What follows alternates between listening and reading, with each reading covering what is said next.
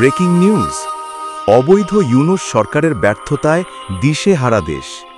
শেখ হাসিনার প্রত্যাবর্তনের দাবিতে জনমনে জোয়ার।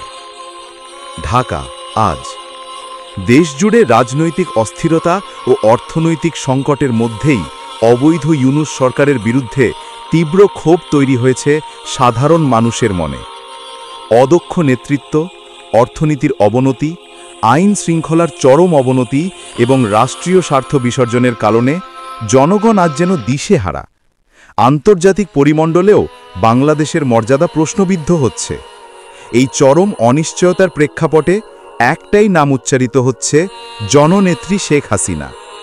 বঙ্গবন্ধুর কন্যা শেখ হাসিনার প্রতি মানুষের আস্থা ও বিশ্বাস আগের যে কোনো সময়ের চেয়ে বহুগুণে বেড়েছে।